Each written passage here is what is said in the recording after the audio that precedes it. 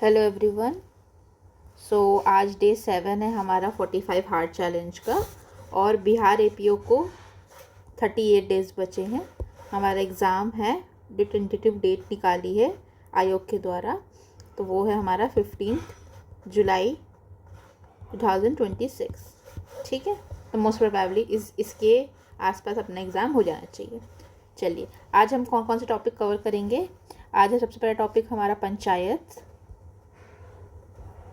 And second है हमारा municipality.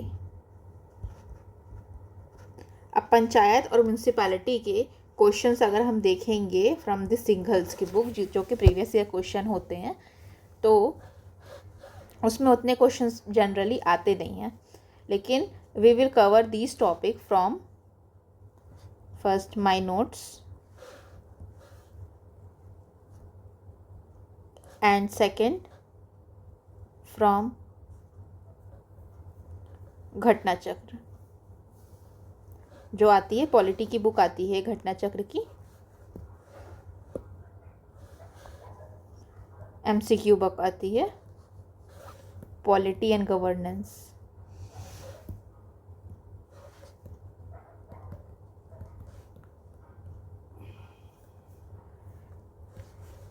आज मैं थोड़ा स्लो लिखूंगी क्योंकि मैंने ऑब्ज़र्व किया कि लास्ट 2 वीडियोस में मैं बहुत ज़्यादा मतलब टाइम आपका वेस्ट ना हो, क्योंकि एग्ज़ाम के आपके बहुत कम समय बचे, आपका टाइम वेस्ट ना हो, इसीलिए मैं थोड़ा जल्दी लिख रही थी। इसकी वजह से मेरी हैंड राइटिंग बहुत ज़्यादा लेजिबल नहीं लग रही थी, रीडेबल नहीं लग रही थी, तो इसीलिए अब मैं थोड़ा स्लो लिखूँगी। तो आपसे यही रिक्वेस्ट रहेगी कि आप 2x स्पीड में देखिए, 1.5x स्पीड में देखिए, ताकि आपका टाइम वेस्ट ना हो। चलिए आगे बढ़ते हैं। तो ये दोनों टॉपिक को कवर करने की हम कोशिश करते हैं, पंचायत एंड म्यूनसिपैलिटीज़। ठीक है, दोनों ही पंचायत और म्यूनसिपैलिटी लोकल बॉडीज़ हैं। ठीक है, लेकिन जो हमारी पंचायत है वो रूरल लोकल बॉडी है और म्यूनसिपैलिटी है वो अर्बन लोकल बॉडी है। ठीक है, ये पंचायत हमारा पार्ट 9 में है और म्यूनसिपैलिटी पार्ट 9A में है। फिर हमारा जो रेंज है सेक्शन आर्टिकल 243 से लेके 243O है, और यहाँ पे है 243P से लेकर के 243ZG है। ठीक है, बस ये चीज़ें बहुत इंपॉर्टेंट है, ये डायरेक्ट एग्जाम का सवाल बन सकती हैं। फिर 73rd कॉन्स्टिट्यूशनल अमेंडमेंट एक्ट से पंचायत को लाया गया था और 74th कॉन्स्टिट्यूशनल अमेंडमेंट एक्ट से म्यूनसिपैलिटी को लाया गया था। शेड्यूल 11 है पंचायत का और शेड्यूल 12 है म्यूनसिपैलिटी का। फिर जो शेड्यूल 11 है उसमें 29 सब्जेक्ट्स हैं जो कि पंचायत का जुरिस्डिक्शन में आते हैं, वेयर एज जो म्यूनसिपैलिटी उसमें 18 सब्जेक्ट्स हैं जो कि म्यूनसिपैलिटी के जुरिस्डिक्शन में आते हैं। ये ब्रीफ इंट्रोडक्शन हो गया, ये एक बहुत इंपॉर्टेंट है, इसको बार बार अगर आप इसको रिवाइज़ करेंगे, और मैं भी वीडियो के जैसा चलता रहेगा हमारा वीडियो, तो बीच में आपसे पूछते रहूँगी, तो आपको ये चीज़ें याद हो जाएगी। ये बहुत इंपॉर्टेंट, इसके बाद हम जो भी करेंगे वो सेकेंडरी आता है। ये सबसे इम्पॉर्टेंट चार्ट है पूरे म्यूनसिपैलिटी और पंचायत के प्रोविज़न का। चल आगे आते हैं। तो पंचायत को ये थोड़ा सा मेरा नोट्स थोड़ा सा अच्छा नहीं, अपीलिंग नहीं दिख रहा होगा, लेकिन आई विल एक्सप्लेन यू, तो एक्सप्लेन करने के बाद आपको समझ आ जाएगा कि क्या क्या चीज़ें इसमें दी गई है। देखिए, पंचायती राज जो है वो 73rd कॉन्स्टिट्यूशनल अमेंडमेंट एक्ट से ऐड किया गया था। ठीक है, इसमें ये 11th शेड्यूल में दिया गया है, मतलब 73rd कॉन्स्टिट्यूशनल अमेंडमेंट एक्ट से 11 शेड्यूल ऐड किया गया था, और 11 शेड्यूल में 29 आइटम्स हैं, मतलब सब्जेक्ट्स हैं। ठीक है, और ये पंचायत का रेंज है हमारा, वो है 243 से लेकर के 243O। ठीक है, और चैप्टर नंबर कितना है, ये पार्ट कौन सा आता है, ये तो पार्ट 9 है। ये भी इंपॉर्टेंट इन्फॉर्मेशन है, पार्ट 9 है। ठीक है, अब देखिए panchayat 3 local self government rural area में, मतलब रूरल एरिया का लोकल सेल्फ गवर्नमेंट है, वो खुद से ही अपना ऑटोनोमसली काम करती हैं। ठीक है, जैसे सेंटर में हमारा यूनियन है, स्टेट में हमारा स्टेट लेजिस्लेचर है, वैसे ही रूरल लेवल पे काम करने वाली जो अथॉरिटी है वो पंचायत है। ये थ्री टायर सिस्टम है। यहाँ पे 3 टायर सिस्टम में मीन्स यहाँ पे 3 अलग अलग अथॉरिटीज़ हैं अलग अलग लेवल्स पे। पहला है पंचायत, ग्राम पंचायत, जो कि विलेज लेवल पे होता है। फिर होता है पंचायत समिति, जो कि ब्लॉक लेवल पे होता है, और थर्ड है जिला परिषद, जो कि डिस्ट्रिक्ट लेवल पे होता है। ठीक है, आइए बता रही हूँ आपको। थ्री टायर है हमारा, 3 टायर सिस्टम है। पहला है ग्राम पंचायत, ठीक है, ये सबसे ऊपर रहेगा, सॉरी ये सबसे नीचे लेवल पर रहेगा। फिर है हमारा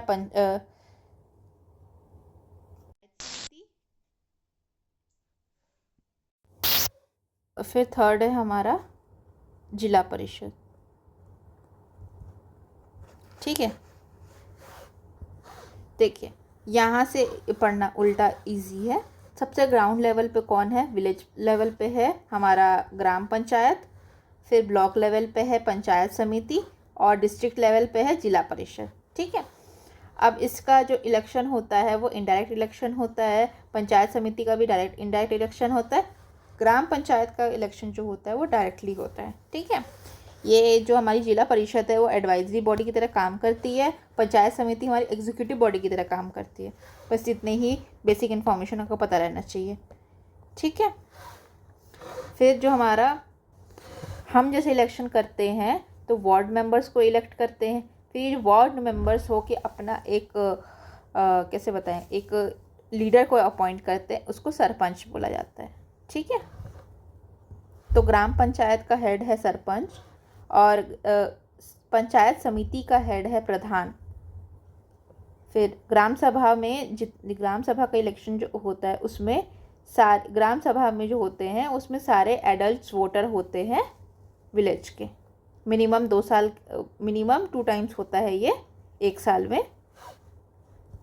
इतना आपको डिटेल में ज़रूरत नहीं है, ये इससे ज़्यादा इन्फॉर्मेशन हो जा रही है, इसको हटा देते हैं।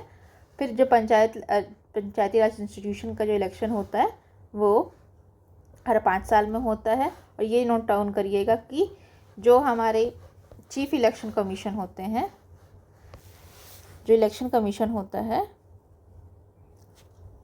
जो दिया गया है 324 से लेके 329 में, वो इलेक्शन किनका किनका कराते हैं, तो वो पार्लियामेंट का कराते हैं, स्टेट लेजिस्लेचर का कराते हैं, वाइस प्रेसिडेंट का कराते हैं, एंड प्रेसिडेंट का कराते हैं, ठीक है। इलेक्शन कमीशन इनका कराती।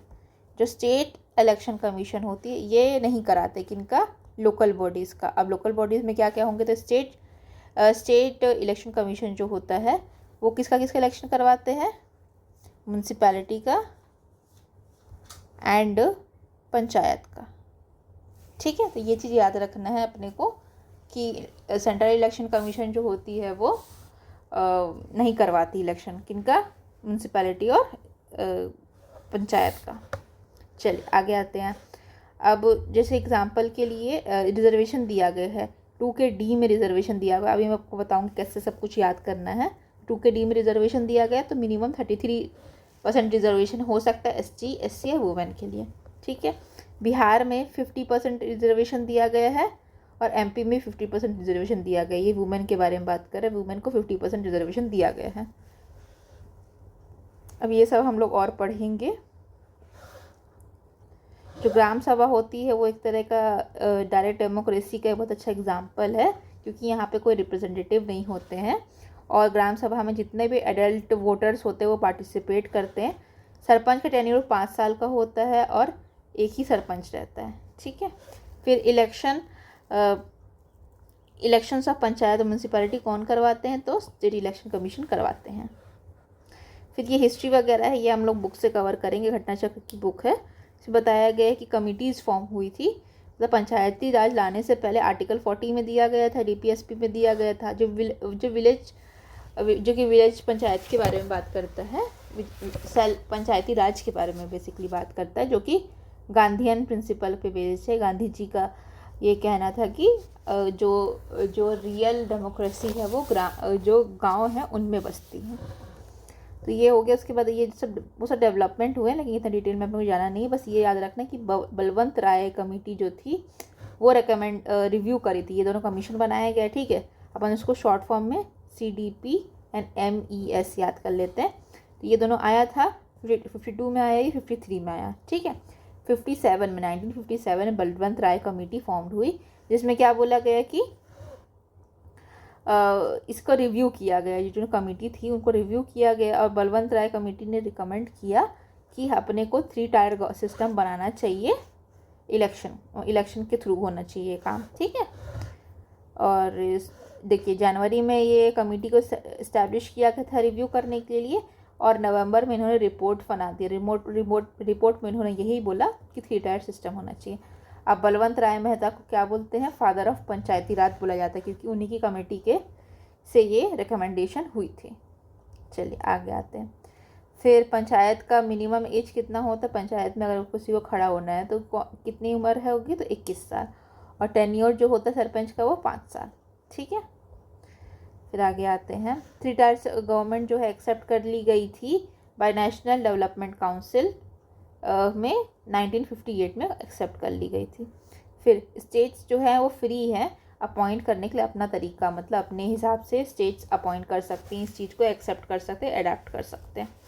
तो फर्स्ट स्टेट कौन बना जो कि पंचायती राज को लाया था, तो वो राजस्थान बना। ये तो सबको पता है, नागौर के राजस्थान में ये चीज़ हुई थी कि फर्स्ट स्टेट बना था जिसने पंचायती राज को एक्सेप्ट किया।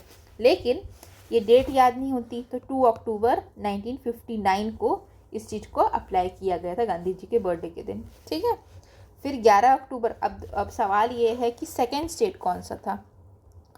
सेकेंड स्टेट टू अडॉप्ट, क्या चीज़ अडॉप्ट करना है, पंचायती राज। तो दूसरा स्टेट कौन सा बना, तो दूसरा स्टेट हमारा आंध्र प्रदेश बना। उन्होंने उस आंध्र प्रदेश स्टेट ने अडॉप्ट किया था इसके 9 दिन बाद, मतलब 11 अक्टूबर 1957 को आंध्र प्रदेश ने अडॉप्ट कर लिया गया था। ठीक है, अब देखिए हर स्टेट में बोले ना कि अपने अपने मोड्स मॉडल्स यूज़ कर सकते हैं, तो डिफरेंट मॉडल्स थे। तो हमारे राजस्थान और आंध्र प्रदेश में 3 टायर सिस्टम चल रहा है।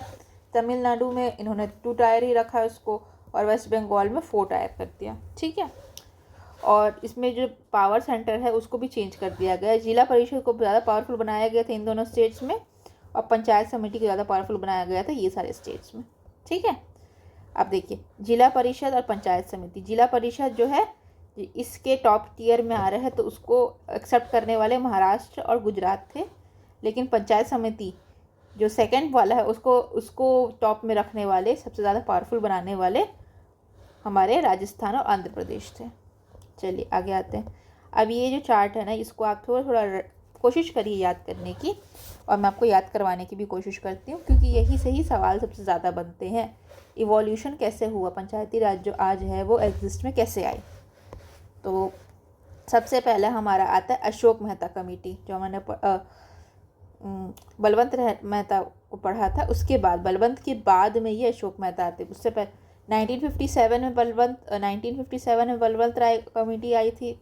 उसके बाद 1977 से लेकर 78 में अशोक मेहता कमेटी थी। उन्होंने क्या रिकमेंड दिया था कि 2 टायर सिस्टम होना चाहिए बस। ठीक है, और बलवंत राय कमेटी ने क्या बोला था, बलवंत राय कमेटी ने बोला था कि 3 टायर सिस्टम होना चाहिए। ठीक, फिर 1985 में GVK राव कमेटी आया। ठीक है, इसने बोला कि जिला परिषद को ज़्यादा पावरफुल बनाना चाहिए। बस नाम याद कर लो और ईयर याद कर लो, दैट इज़ सफिशिएंट। फिर 1986 में क्या आया, LM सिंघवी कमेटी आई। ठीक है, LM सिंघवी कमेटी आई। इसने बोला कि ग्राम सभा जो है ना वो रियल डेमोक्रेसी है, और इन्होंने एक कॉन्सेप्ट लाया था न्याय पंचायत का, लोकल कोर्ट्स का कॉन्सेप्ट लाया था। ठीक है, फिर 1988 में आया थंगौन कमेटी। फिर 1988 में गढ़गिल कमेटी था। तो बस अपने को नाम याद करना है। तो सबसे पहले 1957 में क्या आया था बताइए, बलवंत राय कमेटी। फिर 1977 में क्या आया था, 1978 से क्या था। फिर 1985 में क्या आया था, 1986 में क्या आया था, 1988 और 1988 में 2 कमेटी आई थी, वो कौन सी थी। तो 77 और 78 में क्या क्या आए थे, अशोक मेहता। बस मैं नाम याद रखूँगी, एक बलवंत का और एक अशोक मेहता का। ठीक है, फिर यहाँ पे आया राव कमेटी, GVK, बस याद कर लूँगी GVK राव। ठीक, फिर 86 में क्या आया था, सिंघवी आया था। फिर 88 में थंगौन आया था, और 1888 में गढ़गिल आया था। ठीक है, अभी ये आए थे क्या लाए थे उतना इम्पोर्टेंट नहीं है, बस नाम याद कर लिए, दैट इज़ इनफ।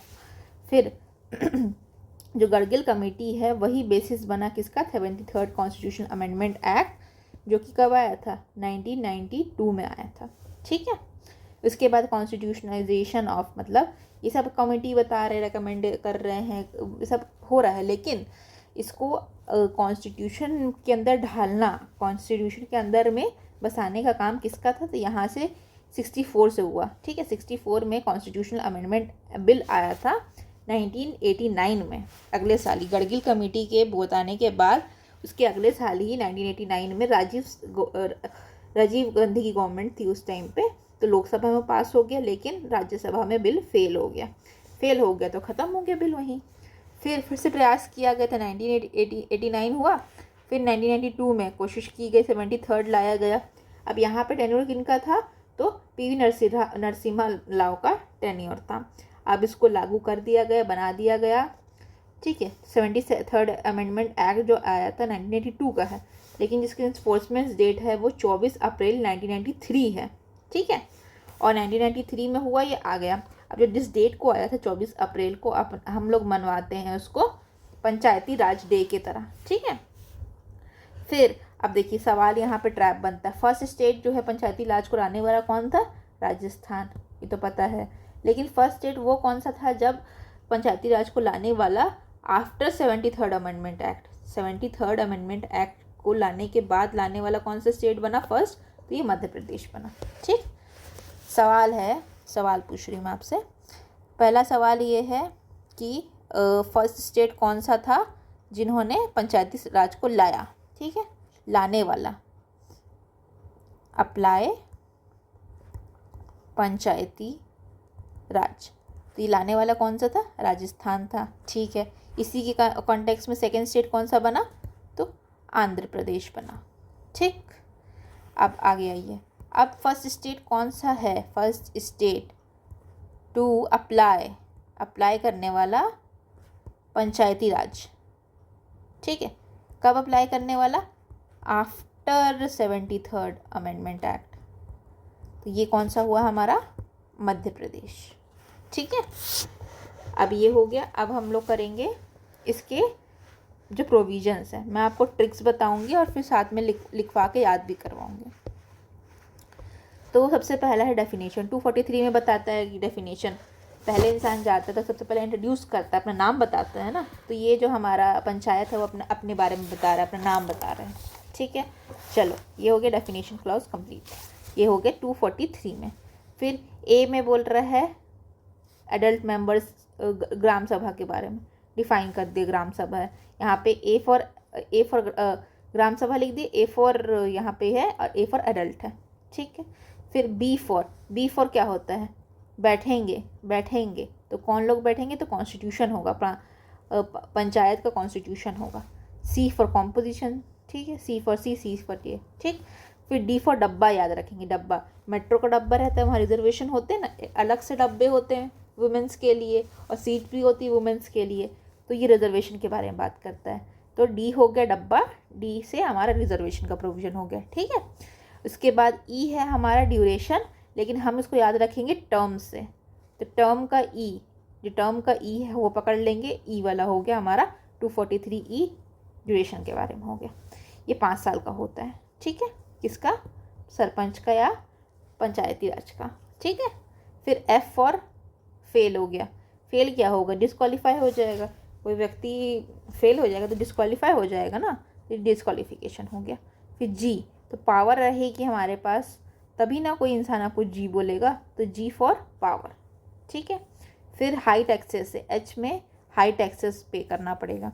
फिर आई में, तो आई रे खुशी आई, ऐसे करके आप याद कर सकते हैं कि जब भी स्टेट फाइनेंस कमीशन होता है, मतलब पैसे की बात आई थी तो इंसान खुश हो जाता है ना, तो ये चीज़ है। फिर जे फॉर जांच होगी, ऑडिट करेंगे तो जांच होगी, तो जे फॉर जांच। फिर जे फॉर जांच है तो जी फॉर क्या था, जी फॉर था पावर। ठीक है, फिर आगे आते हैं। फिर के फॉर कौन जीता, तो इलेक्शन में कोई जीतता है तो क्या बोलते हैं, कौन जीता, तो के फॉर इलेक्शन। चलिए अब मैं कोशिश करती हूँ आपको याद करवाने की। तो 243 में बताएगा, नाम बताए जाते हैं ना, स्टार्टिंग अपने को पता है कि 243 से स्टार्ट हो रहा है और 243 ओ तक जा रहा है। सबसे पहले आप क्या करते हैं, किसी से मिलते तो अपना नाम बताते हैं, तो नाम बताएंगे, डिफाइन करेंगे अपने आप को, तो डेफिनेशन क्लॉज हो गई। फिर 243 ए में बोलता है उसके बारे में बताता है। तो ग्राम सभा, अब पंचायती राज में सबसे ज़्यादा अपने को क्या पता है, सभा बैठेगी, ग्राम सभा होगी, ठीक है। अभी ए से एक और चीज़ याद रखेंगे, यहाँ पे एडल्ट मेंबर सारे आएंगे ग्राम सभा में, ठीक है। और आगे बढ़ते हैं। 243 के बी में क्या लिखा है, तो बी में हमारा कॉन्स्टिट्यूशन है, कॉन्स्टिट्यूशन है। पहले अपना नाम बताएंगे, फिर उसके बाद बताएंगे कि ग्राम सभा होती है, फिर कॉन्स्टिट्यूट करेंगे। बी फॉर बोल सकते हैं कौन बैठेंगे, सब बैठ के ही ना काम करेंगे। पंचायत में सब बैठ के काम होता है, जमीन से जुड़े हुए लोग होते हैं। फिर 243 के सी में कॉम्पोजिशन, सी फॉर सी यहाँ पे 243 सी है, यहाँ पे भी कॉम्पोजिशन है। इस सी को हम लोग पकड़ लेंगे, जाए नहीं देंगे उसको। फिर 243 के डी में बोलते हैं डब्बा, डब्बा बोले तो रिजर्वेशन, रिजर्वेशन वाला डब्बा, रिजर्वेशन का प्रोविज़न है। फिर 243 का ई है, ई टर्म हम लोग लिखेंगे कैपिटल में और उसका ई पकड़ लेंगे, ई फॉर 243 ई और ई फॉर टर्म, ठीक है। फिर 243 के एफ में बताया गया फेल, फेल हो जाएगा मामला। फेल होने पे क्या होता है, डिस्क्वालीफाई हो जाते हैं। कोई भी टेस्ट कोई दे रहे हैं, जैसे फिजिकल टेस्ट होते हैं, उसमें फेल हो गए तो डिस्क्वालीफाई होते हैं ना। फिर 243 के जी में दिया गया पावर, पावर के बारे में दिया गया। अब कोई आपको जी कब बोलेगा, जी तभी बोलेंगे जब आपके पास पावर आ जाएगी। आप एपीओ बन जाएंगे, आप जज बन जाएंगे, तब बस पावर आ जाएंगे तो लोग आपको जी जी करके बोलेंगे। तो जी में पावर दी गई है। फिर 243 के एच में बोलता है कि हाई टैक्सेस है, बहुत हाई टैक्सेस है, तो हाई टैक्सेस। तो 243 के एच में टैक्सेस के बारे में बताया गया। फिर 243 के आई में क्या बोलते हैं, तो ये ऐसे याद कर सकते हैं, स्टेट फाइनेंस कमीशन। तो फाइनेंस कमीशन का काम क्या होता है, पैसा, मनी। तो मनी जब आता था हम क्या बोलते हैं, आई खुशी आई, तो आई खुशी आ गई हमारी। फिर 243 के जे में क्या होता है, इलेक्शन। तो इलेक्शन नहीं जे में नहीं होता। 243 के जे में होता है जांच, जांच, जांच होती है तो क्या होती है, ऑडिट होती है, ऑडिट को जांच बोला जाता है हिंदी में। फिर 243 के में कौन जीता, इलेक्शन में पूछते हैं ना हम कौन जीता, तो ये हो गया कौन जीता, के फॉर कौन जीता, और यहाँ पे इलेक्शन, ठीक है। अगर मैं आपसे पूछूं कि 243 के एफ में क्या है, 243 के डी में क्या है, 243 के ओ तो बहुत दूर हो गया, तो पढ़े नहीं हम। ई में क्या है, फिर 243 के सी में क्या है, तो बताइए। 243 एफ में क्या है, फेल हो जाएगा, फेल हो जाएगा तो क्या आएगा, डिस्क्वालिफिकेशन आएगा। डी में क्या है, डब्बा, डब्बा, तो डब्बा में क्या होता है, रिजर्वेशन होता है, ठीक।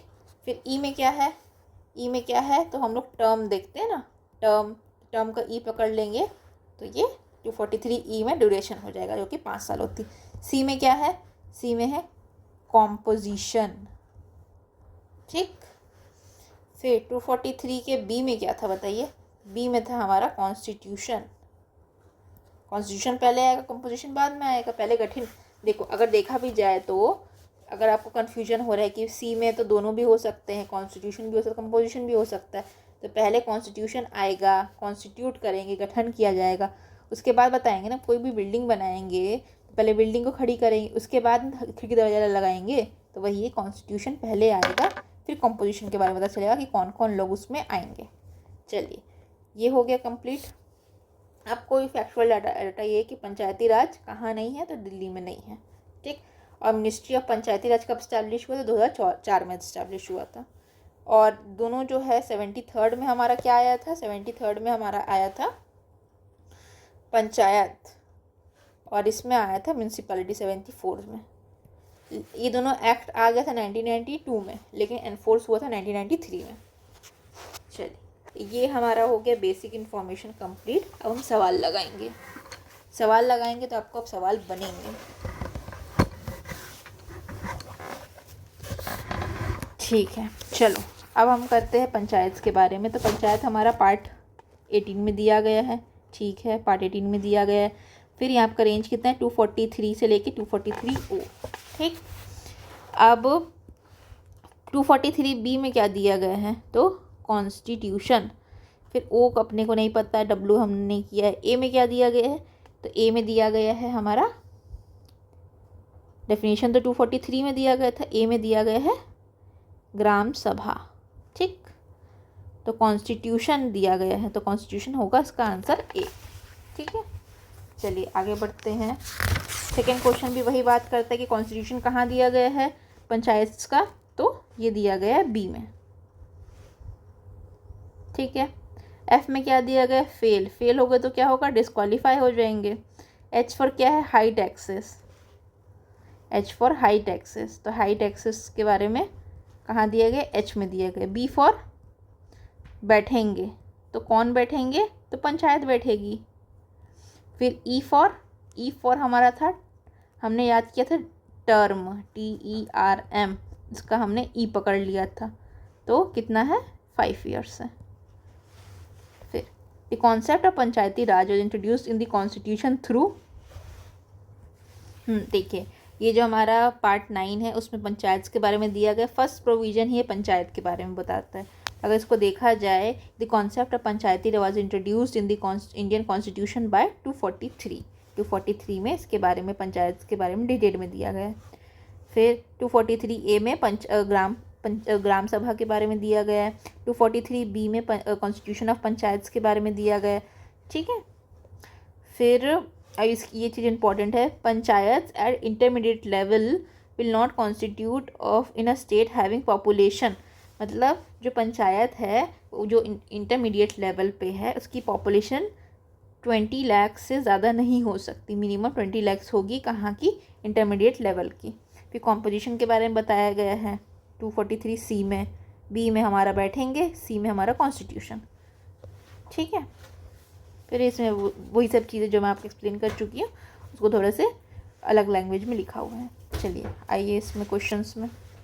फिर the governor of the state has the power to constitute finance commission, governor के पास पावर है फाइनेंस कमीशन के लिए, तो ये कॉन्स्टिट्यूट कर सकता है। किनके लिए करेगा गवर्नर, स्टेट कॉन्स्टिट्यूट, गवर्नर जो है किसी स्टेट का फाइनेंस कमीशन कॉन्स्टिट्यूट किस चीज़ के लिए कर सकता था, तो इसका आंसर है दोनों के लिए, पंचायत के लिए भी करेगा, म्यूनसिपैलिटीज़ के लिए भी करेगा, क्या, फाइनेंस कमीशन का एस्टैब्लिशमेंट। फिर the governor of the state has the power, same चीज़ है, किसके लिए पावर है, तो ये हमारा यहाँ पे आंसर हमारा रिलीजियस चैरिटेबल है, नहीं है, स्टैट्यूटरी नहीं है, तो इसका आंसर होगा हमारा पंचायत। ठीक, यहाँ पे अगर बोथ होते तो दोनों सही होता, दोनों के लिए गवर्नर फाइनेंस कमीशन का एस्टैब्लिशमेंट कर सकते हैं। अब देखिए ये प्रीवियस ईयर क्वेश्चंस में खाली इतने ही सवाल पूछे गए हैं पंचायत से, तो दिस इज़ नॉट इनफ, तो हम लोग कोशिश करेंगे सॉल्व करने की, कहाँ से, घटना चक्र की। ठीक है, तो ये हमारी घटना चक्र है। हम लोग पहले थ्योरी पढ़ेंगे, उसके बाद फिर हम पंचायत की क्वेश्चंस में आएंगे। तो पंचायती राज सिस्टम है एक system of democratic decentralisation, means जो भी पावर है वो सेंटर के पास से हट के नॉर्मल लोकल पीपल के हाथ में जाए, इसी को बोला जाता है डिसेंट्रलाइजेशन। ठीक है, ग्रास रूट लेवल पे लाना है। ठीक है, फिर ये पार्ट 9 का पार्ट है, 243 से लेकर 243O में दिया गया है। यहाँ पे 11th शेड्यूल जो है वो 73rd से ऐड किया गया था 1982 में, 29 सब्जेक्ट्स है इसमें। ठीक है, चलिए आगे बढ़ते हैं। फिर जो पंचायती राज है वो सब्जेक्ट है किसका, स्टेट लिस्ट का। ठीक है, फिर बात करता है जो स्टेट लेजिस्लेचर होता है उनके पास पावर होती है डिसाइड करने की, डिसीजंस लेने की, जो भी मैटर है इलेक्शन का, पंचायत का, लेकिन इलेक्शन कंडक्शन कराने की किसकी रिस्पॉन्सिबिलिटी है, तो स्टेट इलेक्शन कमीशन की रिस्पॉन्सिबिलिटी है सुपरिटेंड करने का, डायरेक्शन देने का, जो भी है इलेक्शन कंडक्ट कराने का। ठीक है, इसके इलेक्शन कब होते हैं, तो एवरी 5 ईयर होते हैं, और ये फाइनेंस कमीशन का भी इस्टेब्लिशमेंट करा जा सकता है इसके लिए। ठीक, फिर जो ग्राम सभा होती है उसमें कौन कौन लोग होते हैं, जो भी पीपल रजिस्टर्ड है in the electoral roll of the village, उसमें ग्राम सभा में ये लोग आते हैं। फिर आर्टिकल 40 है कॉन्स्टिट्यूशन का, आर्टिकल 40 जो कि DPSP की बात करता है, वो सबसे पहले बताता था कि विलेज पंचायत का इस्टेब्लिशमेंट करना है।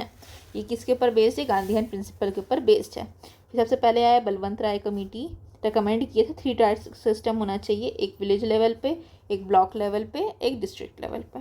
ठीक, अब बलवंत राय को ही क्या बोलते हैं, तो father of Indian panchayat system बोलते हैं या पंचायती राज सिस्टम बोलते हैं, या तो architect of Panchayati Raj system बोला जाता है, क्योंकि उन्हीं के वजह से ये हुआ था।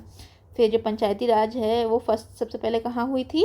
नागौर में हुई थी। कब हुई थी? 2 अक्टूबर 1959 को। किसके द्वारा किया गया था इनॉग्रेशन पंचायत का? तो वहाँ के उस टाइम के प्रेसिडेंट जो प्राइम मिनिस्टर थे पंडित जवाहरलाल नेहरू जी के द्वारा किया गया था। ठीक है, उसके बाद फिर हमारा पंचायती राज इंस्टीट्यूशन हुआ, 73rd अमेंडमेंट से आ गया हमारा। फिर ये सिंघवी कमेटी हमने किया था, तो ये लक्ष्मी माल संघवी कमेटी हमने 1986 में किया था। फिर पीके थुंगन कमेटी हमने 1988 में किया था। फिर यहाँ पे 1977 में अशोक मेहता कमेटी थी, हमने उसको अच्छे से ऑर्गेनाइज किया था। यहाँ पे बस पासिंग रेफरेंस दिया गया है, तो ये सब है। ठीक है, फिर वुमेन का रजिस्ट्रेशन का कितना है? 1/3 है। 1/3 मतलब इसका मतलब होता है 33%। ठीक, अब ये पंचायत जो है वहाँ पे मिनिमम एज है 21 साल। अब यहाँ तक हो गया पंचायत का ख़त्म। अब यहाँ से म्यूनसिपैलिटी वाला टॉपिक चालू होगा, तो जब मैं इसको पढ़ाऊँगी तब फिर यहाँ पे भी रीड करवाऊँगी आपको, उसके बाद क्वेश्चंस लगाएंगे हम लोग। चलिए अब आते हैं यहाँ पे, तो सवाल दिख रहा है अपने को, who speaks for the India self resilience and the social system and किसने बोला था इंडिया का सेल्फ रेजिलियंस होना चाहिए सोशल सिस्टम में, और रूरल सिस्टम होना चाहिए, मतलब जो the rural system in India is a tiny Republic, इसके बारे में ये लाइन किसने बोला था? तो ये बोला था चार्ल्स मैटक्लिफ ने। ठीक है, जो चार्ल्स मैटक्लिफ थे उस टाइम पे गवर्नर जनरल थे, ये बोलते हैं कि village communities are little republics having nearly everything they want within themselves and almost independent of any foreign relation. ठीक है, ये चीज़ बोला गया था मैटक्लिफ ने। अब मैटक्लिफ को अगर आपने थोड़ी सी हिस्ट्री पढ़ी होगी, तो मैटक्लिफ को बोला जाता है लिबरेटर ऑफ इंडियन प्रेस, इन्हीं को ही बोला जाता है लिबरेटर ऑफ इंडियन प्रेस। चलिए आगे आते हैं। फिर लोकल सेल्फ गवर्नमेंट के फादर किसको बोलते हैं? पापा कौन है इनका? तो ये है हमारा लॉर्ड रिपन।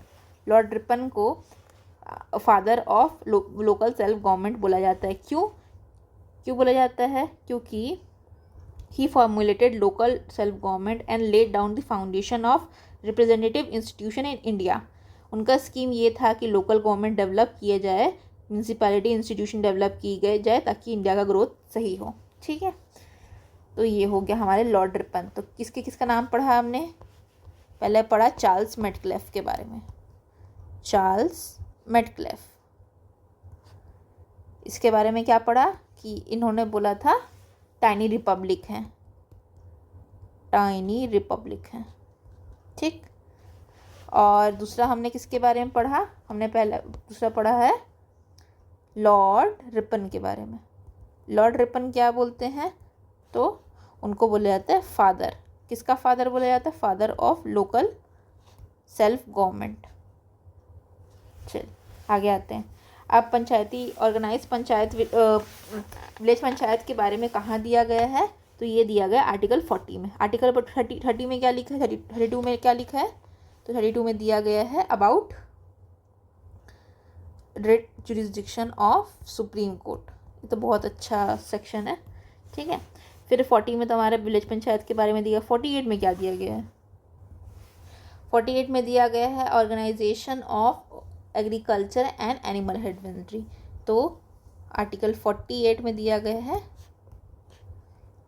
एनिमल हस्बेंड्री या एग्रीकल्चर।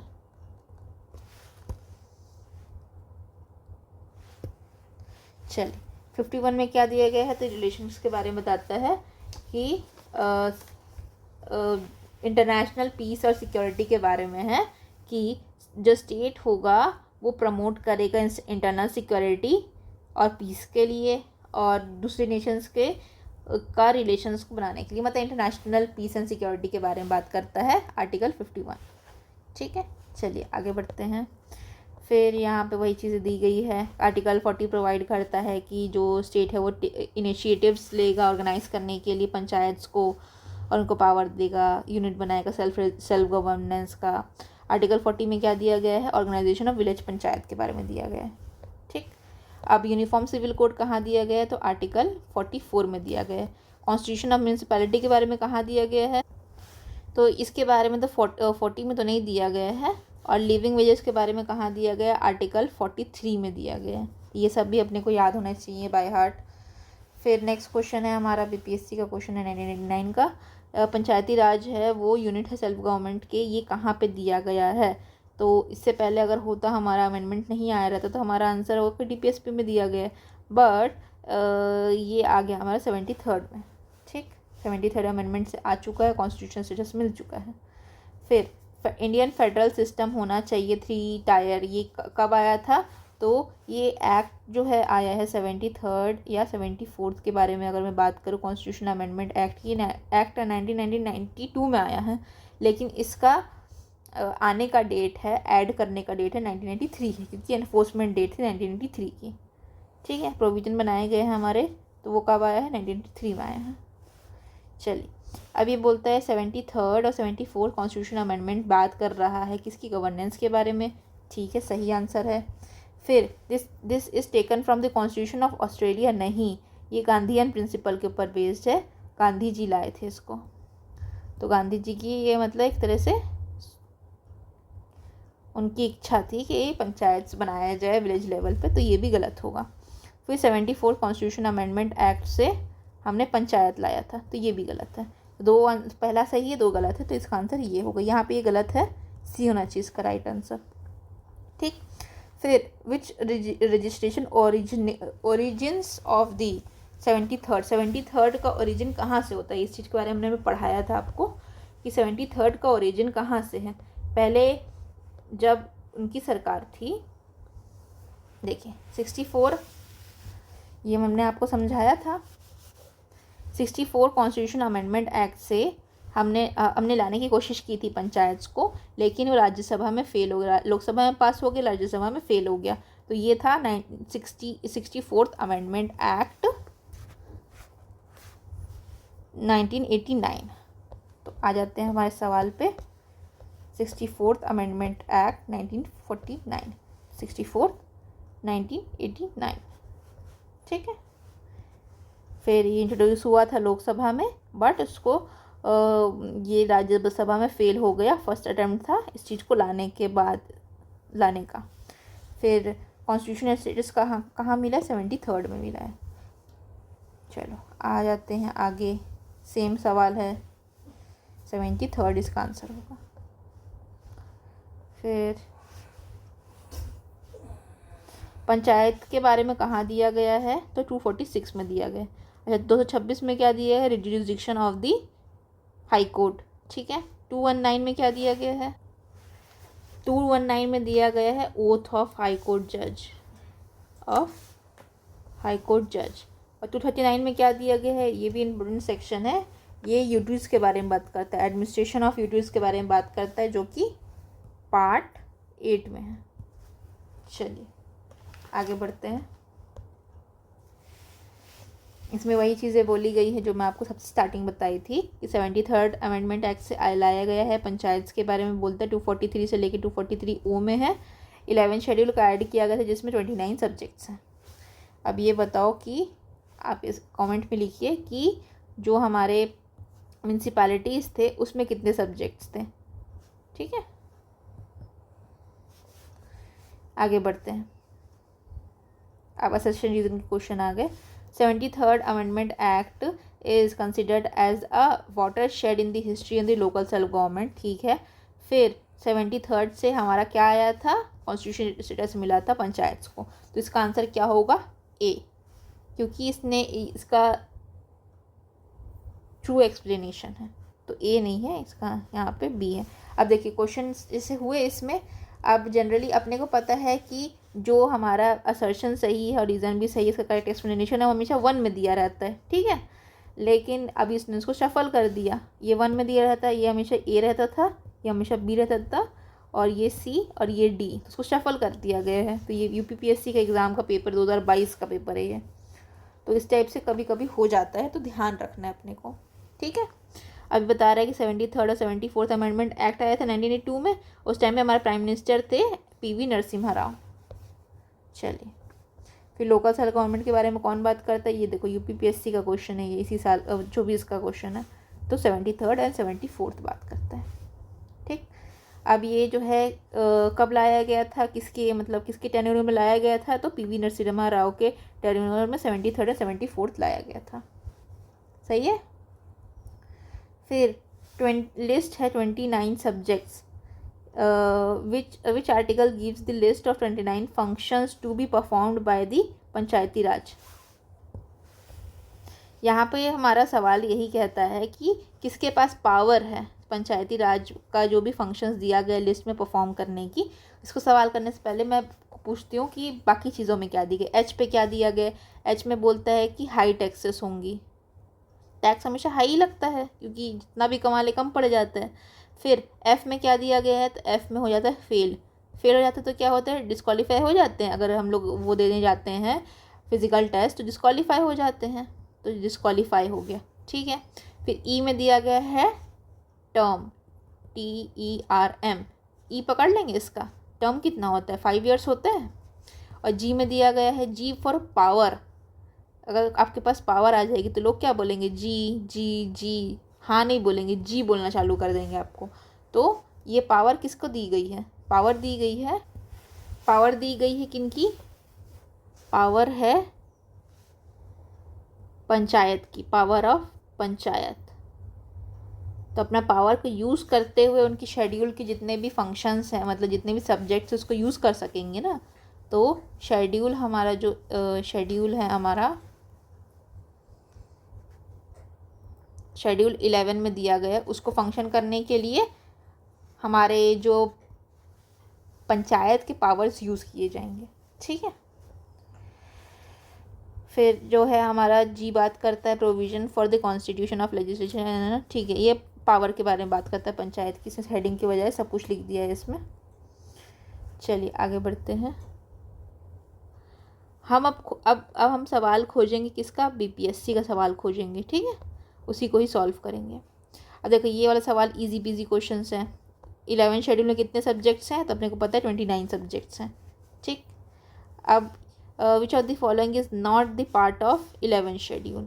तो याद कर लेते हैं कि रूरल स्पोर्ट्स जो है वो उसका पार्ट नहीं आता। ठीक है। 11 शेड्यूल जो है स्पेसिफाई करता है अथॉरिटीज़ और पंचायत के बारे में, और इसमें 29 सब्जेक्ट्स हैं। तो ठीक है, इतना इंपॉर्टेंट नहीं है। चलो अब करेक्टली मैच कौन सा है ये सब बताना है। तो ए में दिया गया कॉम्पोजिशन, तो हमने क्या पढ़ा था 243 में, पहला है हमारा 243 में डेफिनेशन। ए में दिया गया ग्राम सभा, बी में दिया गया कॉन्स्टिट्यूशन, तो ये भी गलत हो गया, ये भी गलत हो गया। ठीक, फिर सी में दिया कॉम्पोजिशन, तो ये सही होगा। 243 ए में ग्राम सभा, 243 के बी में कॉन्स्टिट्यूशन, 243 के बी सी में कॉम्पोजिशन। ठीक है।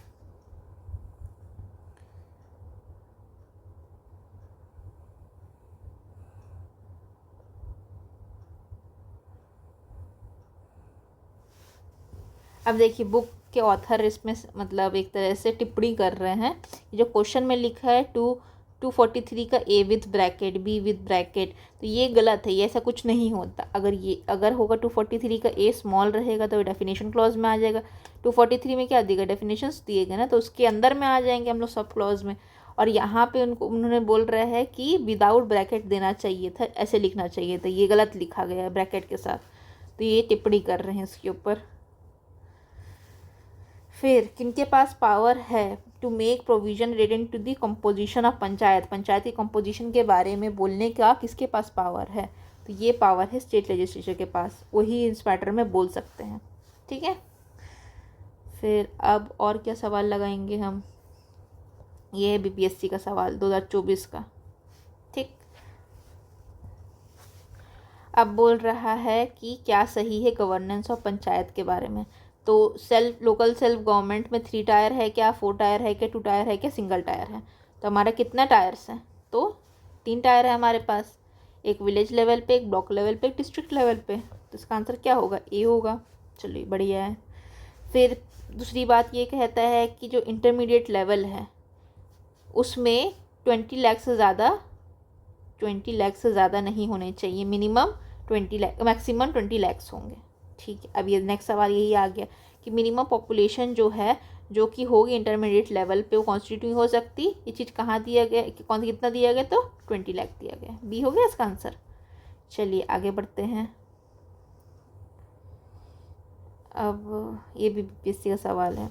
बात करते हैं 243 में दिया गया है provision for the maintenance of the accounts of the panchayat जी। अच्छा है, इसने हम लोग पढ़ा है 243 का जे, 243 का जी बात करता था पावर के बारे में, कि हमने क्या याद किया, जी करेंगे सब, हमारी जी जयकार करेंगे, जी करेंगे, ठीक है, जी बोलेंगे हमको। लेकिन जे यहाँ पे जे फॉर क्या होता है, जांच होता है, जांच करेंगे। जांच मतलब ऑडिट। तो ऑडिट करने की पावर किनकी है, ऑडिट करने की पावर है स्टेट लेजिस्लेचर की, ठीक है। ये सब याद करें। देखो पंचायत में सेंटर का कोई काम नहीं है, तो मैक्सिमम गवर्नर होगा यहाँ आंसर, या तो स्टेट लेजिस्लेचर होगा इसका आंसर, ठीक है। चलो आगे बढ़ते हैं।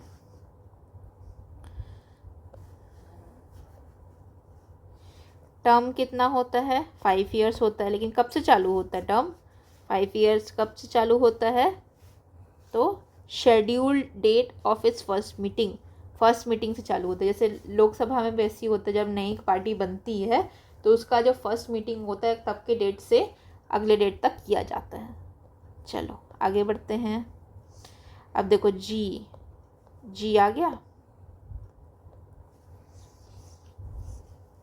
अब फाइनेंस कमीशन हमने कैसे याद किया था, खुशी आई खुशी आई, तो 243 के आई में फाइनेंस कमीशन के बारे में दिया गया। ऑडिट के बारे में कहाँ दिया गया है, तो जे में दिया गया, 243 के जे में जांच किया जाता है। इलेक्शन के बारे में कहाँ दिया गया, तो 243 के के में क्या पूछते हैं हम, कौन जीता, तो कौन जीता, इलेक्शन नहीं जीतेंगे, ठीक है। चलो आगे बढ़ते हैं।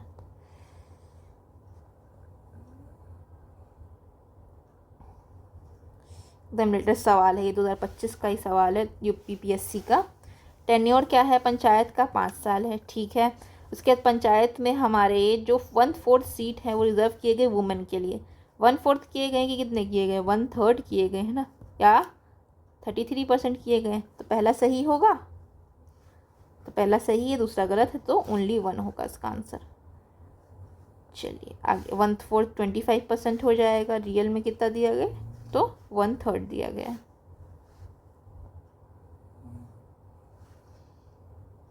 ये तो थोड़ा सा ज़्यादा टेक्निकल है, आगे बढ़ते हैं।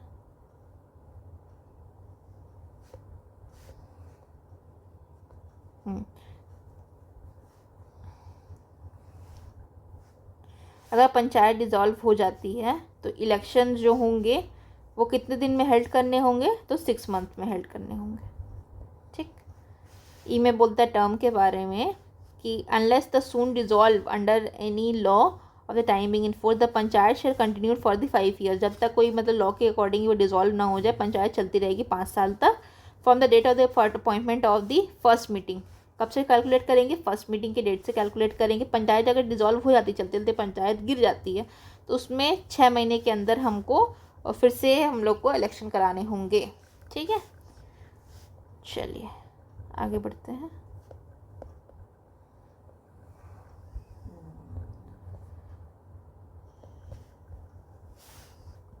चलिए इसका आंसर दीजिए। 73rd में क्या बताया गया है कि पंचायत को बनाया जाएगा, ठीक है, रिकग्नाइज करता है पंचायत को as institution for the self governance, ठीक है। और क्या 73rd से अर्बन लोकल बॉडीज़ के बारे में दिया गया। अर्बन लोकल बॉडी अगर मैं देखूंगी तो क्या होगा, म्यूनिसिपैलिटी होगी, तो उसके बारे में दिया गया कि नहीं, तो म्यूनिसिपैलिटी के बारे में कहाँ दिया गया, 74th कॉन्स्टिट्यूशन अमेंडमेंट एक्ट से। दोनों एक्ट कब आए थे, 1992 में आए थे। तो इसका आंसर क्या होगा, खाली बस एक सही है, तो इसका आंसर सी हो जाएगा। चलिए आते हैं फिर, the direction to conduct election is by, मतलब डिसीजन जो है कंडक्ट करने का इलेक्शन का कौन देती है, तो कौन देखेंगे, सेंट्रल गवर्नमेंट का कोई रोल नहीं है, इलेक्शन कमीशन का कोई रोल नहीं है, डिस्ट्रिक्ट जज का कोई रोल नहीं, तो स्टेट गवर्नमेंट आ जाएगी यहाँ पे, ठीक है। डायरेक्शन देने का काम स्टेट गवर्नमेंट का है। फिर डिसीजन जो है वो कौन देंगी, पंचायत का, तो स्टेट गवर्नमेंट देंगी। सेम क्वेश्चंस रिपीट होते हैं, बहुत सारे क्वेश्चंस। चलिए पंचायती राज किस लिस्ट में आता है, तो ये स्टेट लिस्ट में आता है, हो गया।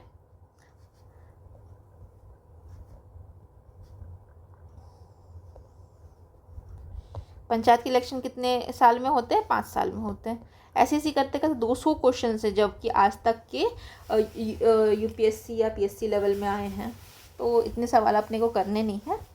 तो हम लोग आगे बढ़ते हैं। अब हम म्यूनसिपैलिटी पे आते हैं, एक नज़र दौड़ा लेते हैं। First state to implement 73rd amendment तो मध्य प्रदेश था। आगे बढ़े। पंचायती राज डे कब मनाया जाता है? पंचायती राज डे कब आया था? तो 24 अप्रैल 1993 में आया था, इसीलिए इसी दिन को हम लोग पंचायती राज डे बनाया जाता है हर साल से। और ये स्टार्ट कब से हुआ? तो 2010 से स्टार्ट हुआ था। ठीक। फिर where the national panchayati raj day 2025 को ऑर्गेनाइज किया गया है? तो ये बिहार में किया गया था, तो ये मधुबनी में किया गया था। याद रखेंगे इस चीज़ को, ये सब हो सकता है हमारे क्वेश्चन में भी आ जाए। अब भले 25 में हुआ है ये, तो 26 में एग्ज़ाम लिख रहे, 1 साल का तो करंट अफेयर आता ही है, तो ये सवाल भी पूछा जा सकता है। 73rd कॉन्स्टिट्यूशन अमेंडमेंट एक्ट 1992 में आया था, उसका इफेक्टिव डेट है 24 अप्रैल 1993। 33rd एनिवर्सरी थी जो कि नेशनल लेवल पे बनाई जाई 2025 में। अब ये यहाँ कहाँ पे हुई? हमारे बिहार में हुई थी, मधुबनी डिस्ट्रिक्ट में, लोहान उत्तर ग्राम पंचायत में हुआ था ये नेशनल लेवल का वो। चलिए आगे बढ़ते हैं। हम सवाल खोज रहे हैं रिसेंट ईयर्स का बीपीएससी का सवाल खोज रहे हैं, क्योंकि मैं बिलीव नहीं करती हूँ कि आप हर बार हर एग्ज़ाम के लिए अलग अलग से किताबें खरीदते रहें। चलो 50% रिजर्वेशन देने वाले कौन कौन से स्टेट्स हैं? तो बिहार अपने को पता है, मध्य प्रदेश अपने को पता है, 1 और 3 अपने को पता है, 1 और 3 तो इसी में है बस। ठीक है, तो उत्तराखंड है और हिमाचल है। तो कितने सारे स्टेट्स हो गए 50% रिजर्वेशन देने वाले? 50% के लिस्ट में मैं देखूं तो कौन कौन लोग होंगे? बिहार है, और बिहार हो गया, फिर एमपी हो गया, हिमाचल हो गया, और कौन सा स्टेट था? उत्तराखंड हो गया। ये 4 स्टेट जो है 50% रिजर्वेशन देते हैं वुमेन्स को इन पंचायत्स। अच्छा, वुमेन का रिजर्वेशन कितना है? तो 1/3 है। चलिए अब हम लोग प्रो हो गए हैं एकदम इसको करने में। Reservation of this seat does not apply in this state of, कौन से स्टेट में रिजर्वेशन का प्रोविज़न नहीं दिया गया है? तो ये दिया गया अरुणाचल प्रदेश में नहीं दिया गया है अकॉर्डिंग टू सेंसस ऑफ 2011। चलिए हम लोग बीपीएससी खोज रहे थे।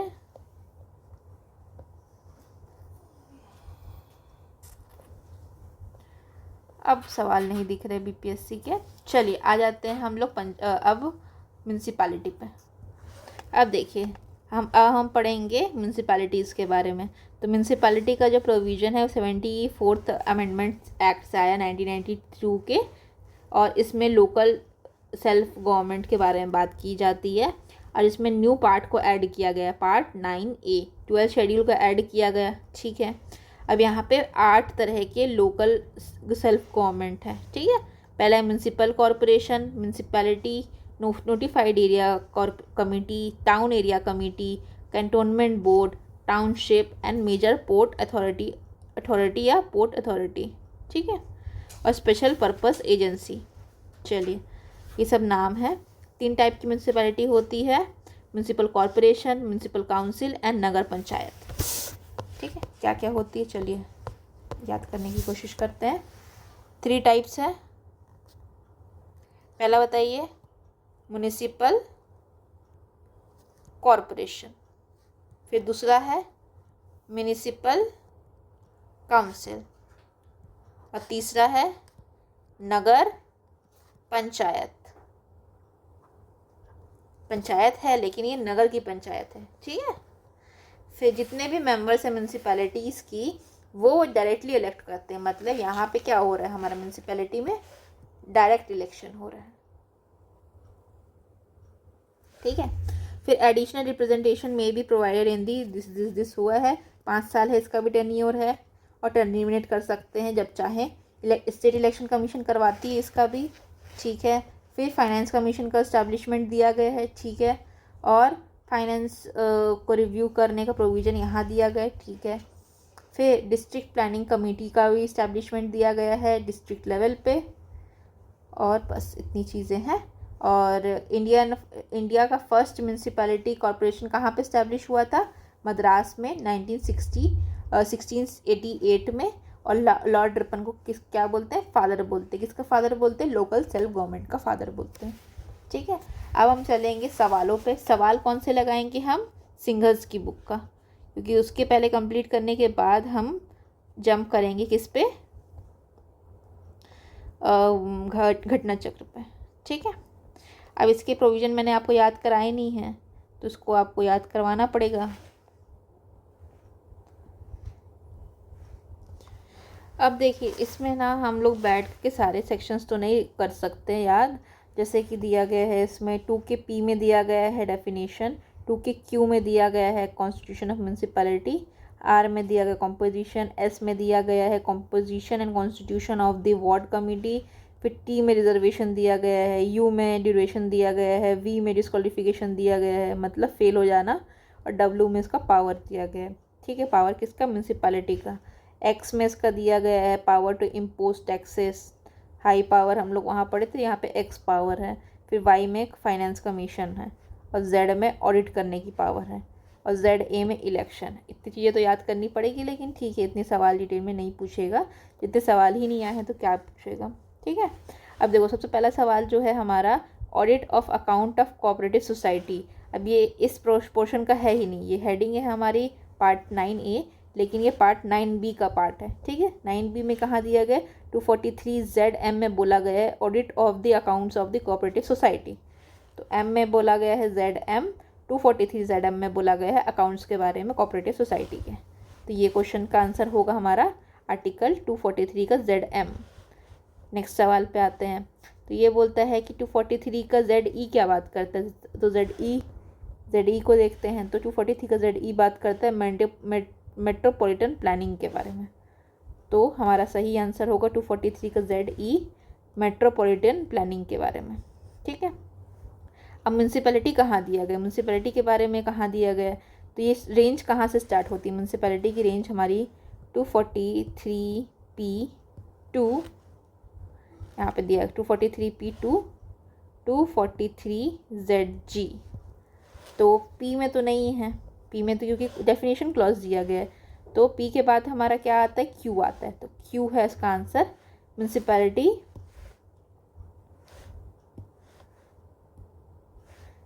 म्यूनसिपैलिटी दिया गया है हमारा 243 की Q में।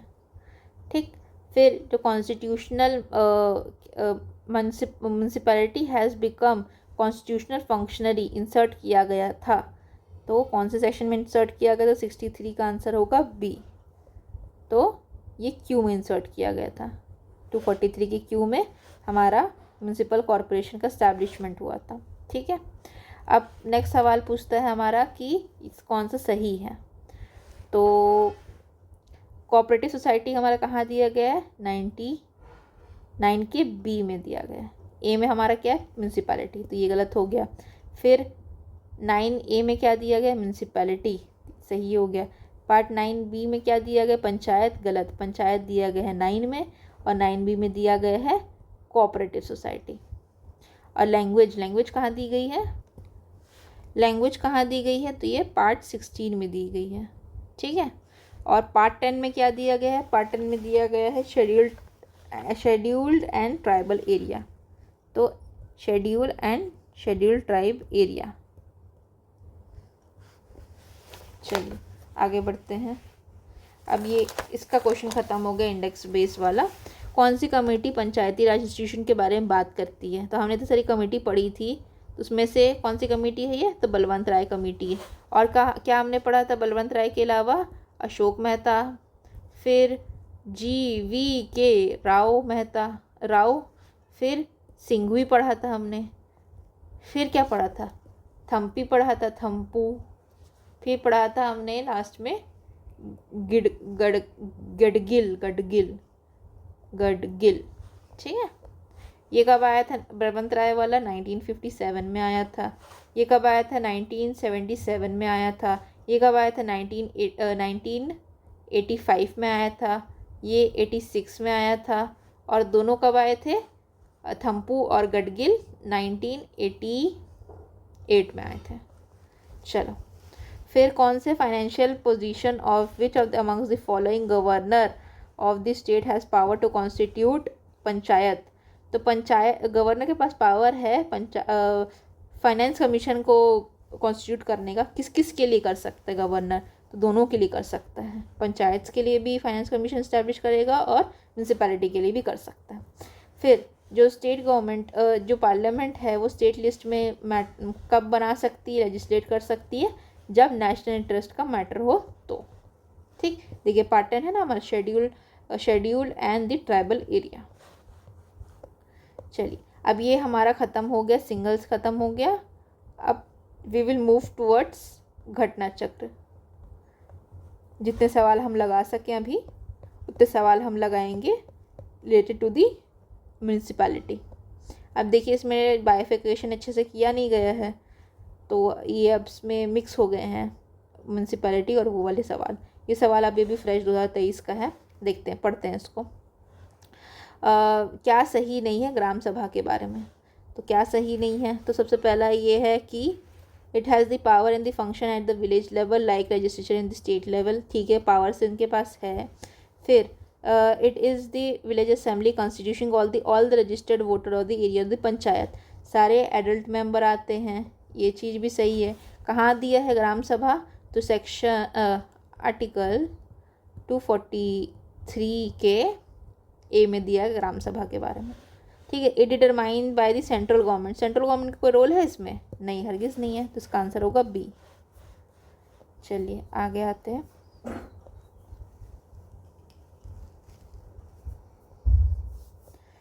फिर बीपीएससी के क्वेश्चन हम लोग खोज रहे हैं।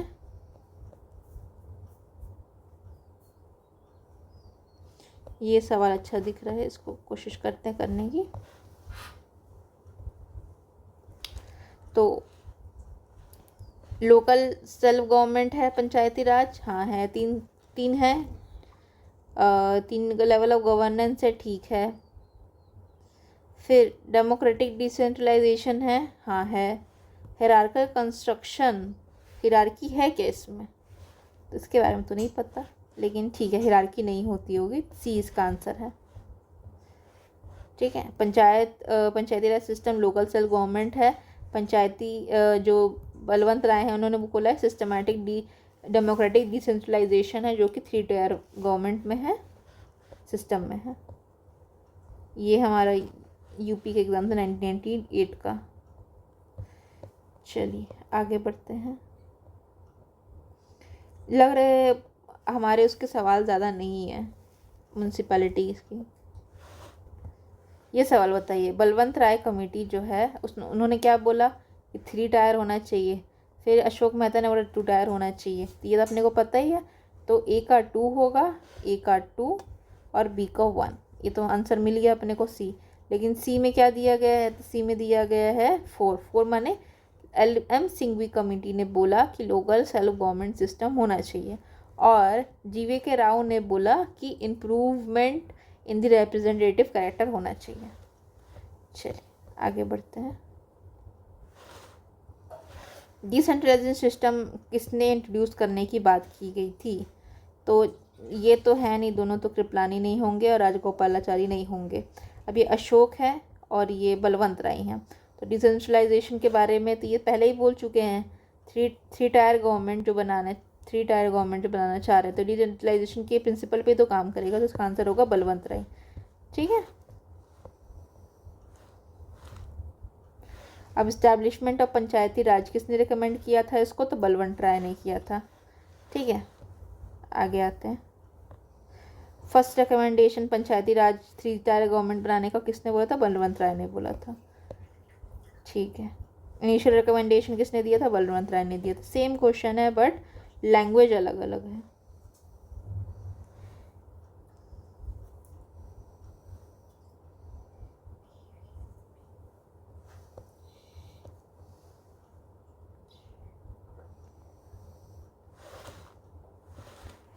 अब ये सवाल देखिए, ये बड़ा अच्छा सवाल है कि कौन सी कमेटी जो है वो कंसर्न नहीं है पंचायती राज से? तो GV राव था। अब मैं सवाल को देखी, मुझे लगा कि ये तो यह सारी कमेटी है, लेकिन ये नहीं है। अच्छे से पढ़ेंगे तब आपको याद होगा कि राव तो अपने को याद है, GVK राव था, तो इसलिए इसका आंसर है कि GVK राव थे। अशोक मेहता था वो 1977 में आया था। फिर GVK राव हमारा 1985 में आया था। सिंघवी हमारा 86 में आया था। और ये अपने तो नहीं पढ़ा है इसको। चलिए इसको बताइए।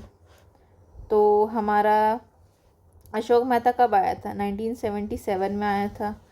और बलवंत राय मेहता 1957 में आया था। बलवंत नहीं लिखा इसलिए कन्फ्यूज़न हो रहा है, BR मेहता तो वही होंगे ना। फिर सिंघवी कब आया था?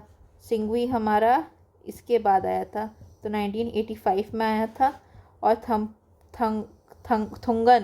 थुंगन और गिड़गल ये दोनों 1988 में आए थे। तो मिला लीजिए फिर क्या होगा इसका आंसर। BR का ये होगा, अशोक मेहता का ये होगा, इसका ये होगा, इसका ये होगा। तो A का 4, ठीक है, A का 4, तो ये दोनों कट गए। फिर B का 3, तो ये होगा इसका आंसर, D होगा। BR राव हैं, अशोक मेहता हैं, और VK राव जो भी राव हैं तो हैं। तो कौन नहीं है? संथानम भी। अच्छा,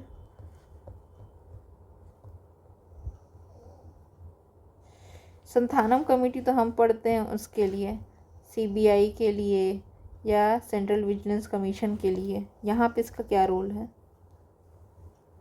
चलिए कोई बात नहीं।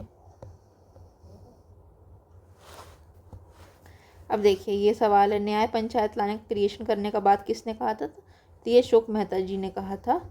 अशोक मेहता 1997 में रिकमेंड किए थे न्याय पंचायत के बारे में। द कमिटी रिकमेंडेड दैट न्याय panchayat should keep and separate body and should not mix with the people elected in the panchayat development panchayat. The committee was in favour of combining the qualified judges to the presiding bench of the separate elected न्याय पंच. The elected न्याय पंच will not be entitled to seek re-election and they should serve in an area other than they belong to be elected. ठीक है। फिर which of the following recommended to give the constitution status to the panchayat को constitutional status लाने के लिए कौन सी committee आई थी? तो ये सिंघवी कमेटी ने रिकमेंडेशन दिया था 1986 में किस चीज़ को लाया जाए। ठीक है,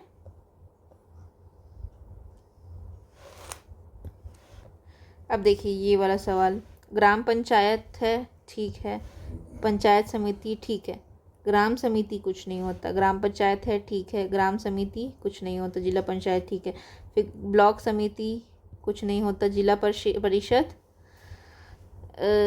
परिषद होता है, पंचायत समिति, ठीक है, ग्राम पंचायत, पंचायत समिति और जिला परिषद, ये सही है, डी इसका आंसर होगा।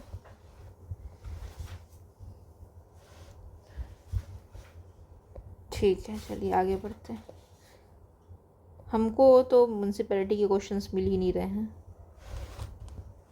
देखिए सवाल पूछता है कि स्टेट इलेक्शन ये कौन सी बॉडी जो दी गई है वो कॉन्स्टिट्यूशनल अथॉरिटी है। तो स्टेट इलेक्शन कमीशन होता है, स्टेट फाइनेंस कमीशन होता है और डिस्ट्रिक्ट पंचायत होते हैं।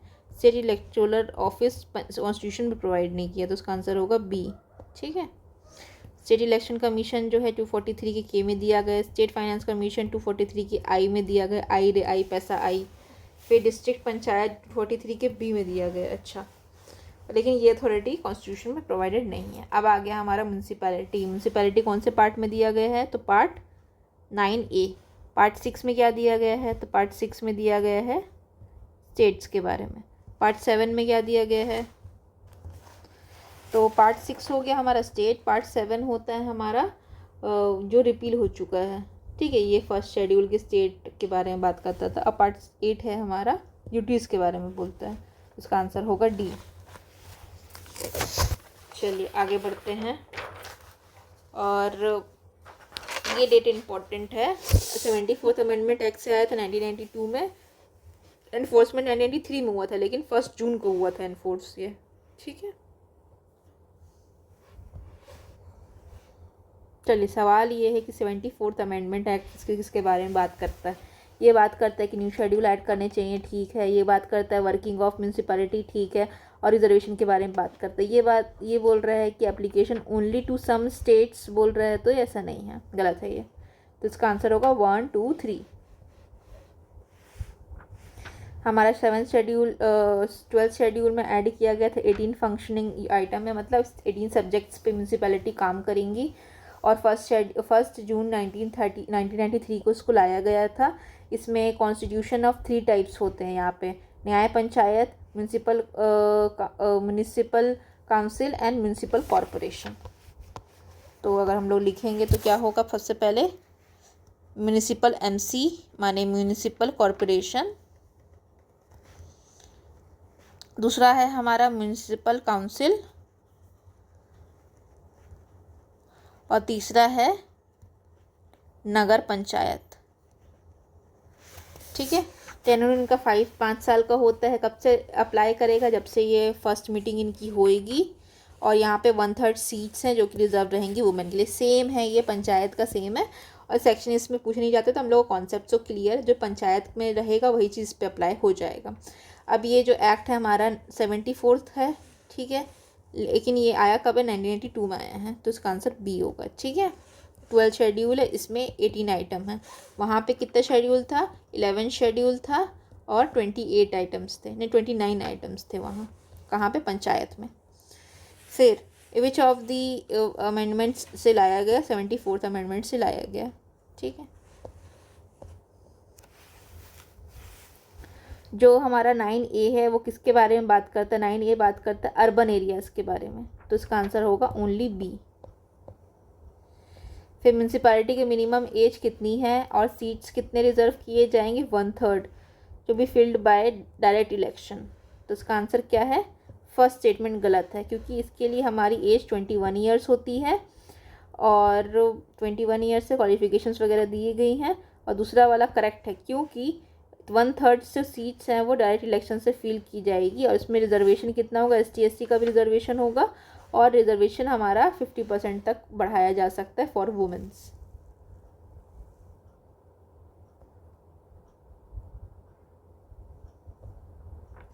अब जो मेयर बनेंगे इलेक्शन के लिए, जो मेयर खड़े होंगे उनको कितने जनरल कैटेगरी से बिलोंग करते हैं, उनको कितने से डिपॉजिट देना पड़ता है, तो इसका आंसर है सी, 30,000 रुपीज़ पैसा देना पड़ता है उनको, मेयर को।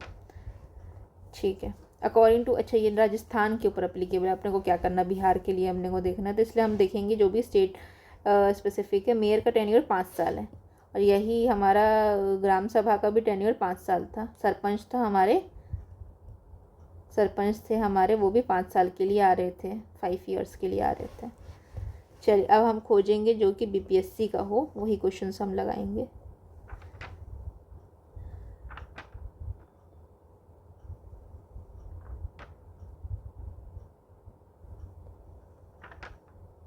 कि हर स्टेट अपना अपना, राजस्थान म्यूनसिपल कॉरपोरेशन आ गया, छत्तीसगढ़ म्यूनसिपल कॉरपोरेशन आ गया, तो हम बिहार का खोजेंगे ना।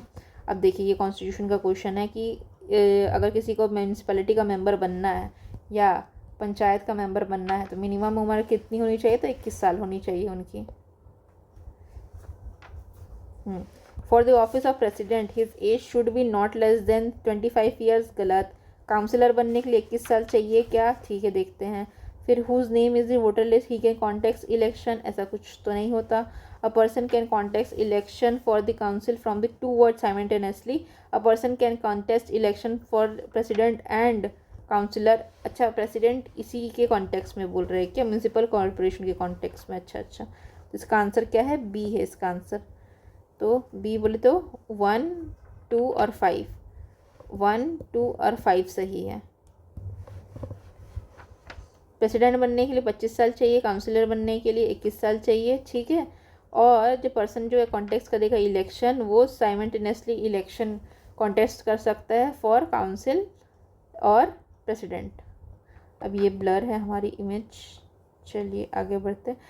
तो समझ आ रहा है यहाँ पे, अगर हमको सवाल नहीं मिल रहे हैं BPSC के, सब अलग अलग स्टेट के PSC एग्ज़ाम्स के मिल रहे हैं, मतलब यहाँ सवाल नहीं पूछा जाता BPSC में, तो ये डन हो गया। चलिए कंप्लीट हुआ।